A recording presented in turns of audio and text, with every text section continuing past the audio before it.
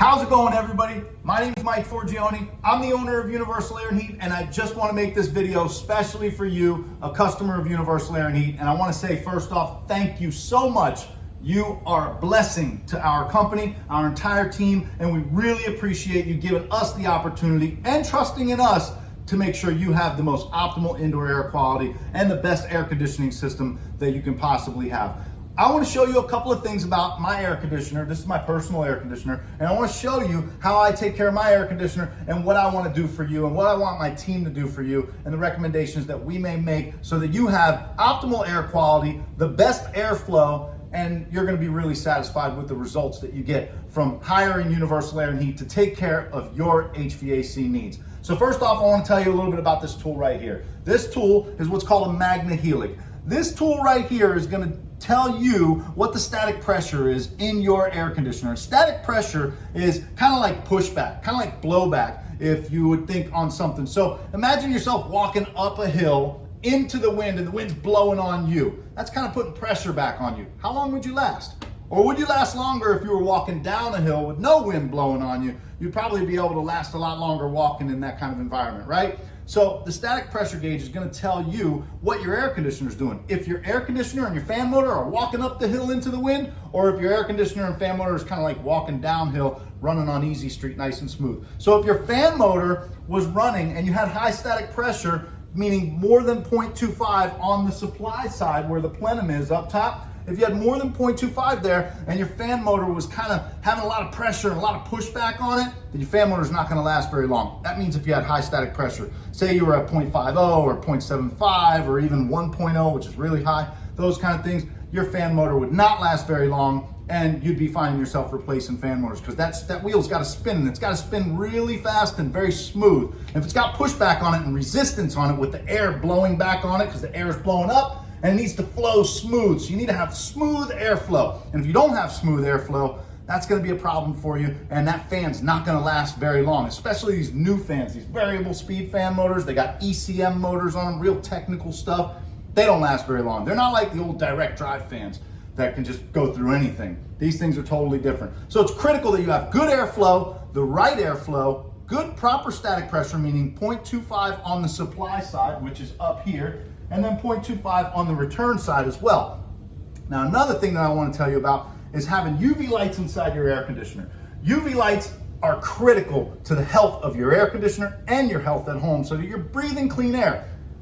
What I did is I put 3 UV lights in my AC unit, one here on this side of the coil. The coil goes like this and goes like that, and there's a UV light plugged in right there inside the coil. There's another UV light where the coil goes up like this down here, protecting the bottom side of that coil. And then I put another UV light right here, and that UV light protects this whole section of the fan blower housing and the coil. And I also put a Carbonex air purifier. Has another UV light and an air purifier. So I've got optimal performance in my airflow, optimal, performance in my air quality, and the air quality in my house is just the best that I can possibly get. I want that for you. Now, understand this. Let me show you what the static pressure results are. So on the bottom side of this static pressure gauge, on this MagnaHelic gauge right here, this is going to be for my return side down here, this actual section right here. I'm going to put this in between the actual filter, and we're going to see that I'm running at like a little bit more than 0.25. I got to change my filter. So it could be from a filter, and it could be from not too good of return. I've got good return in here, and I know that, but my filter is probably about 2 weeks old, so I need to change that filter. So I'm running a little bit high on my static pressure, not nothing major, it's not a big deal, just gotta change that filter. And then on my supply side, let me poke a hole in the plenum. I'm gonna use a screwdriver to poke a hole in this plenum here.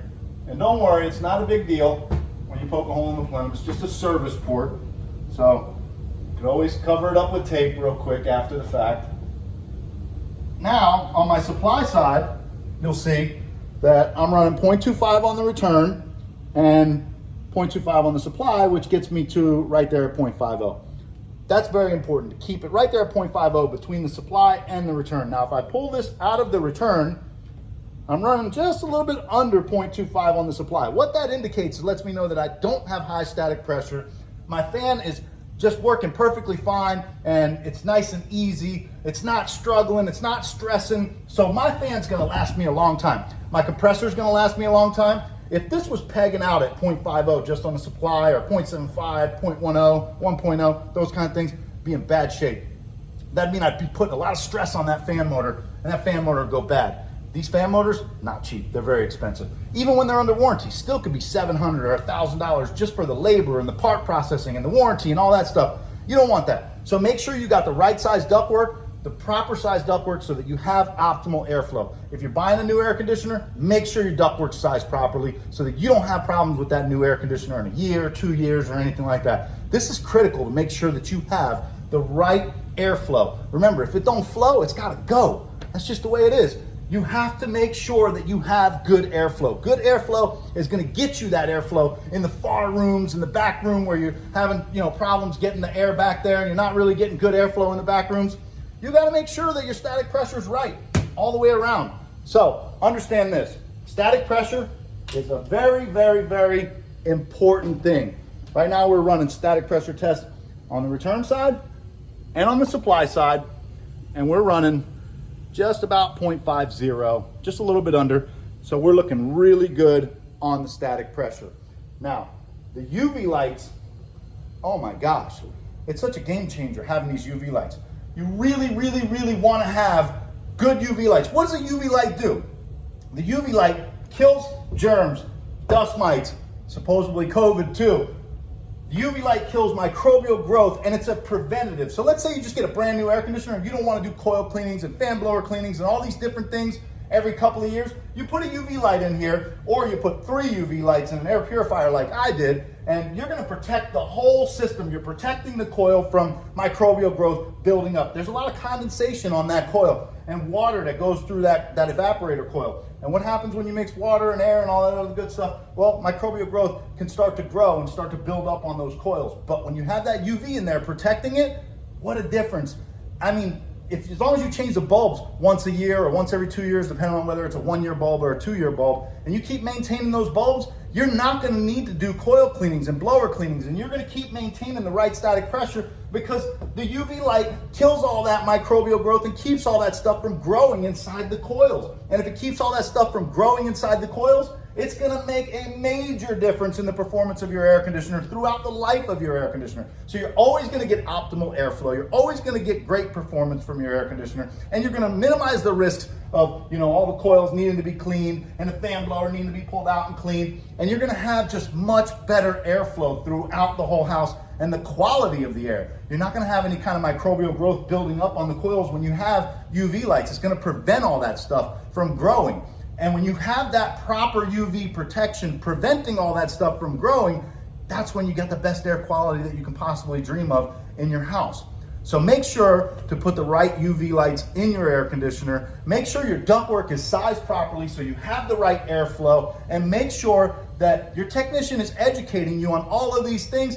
And thank you once again for watching this video, and thank you for giving us that opportunity to earn your business and to be your lifelong contractor. Really do appreciate it. Thank you for your time. Thank you for your business. Have a great day.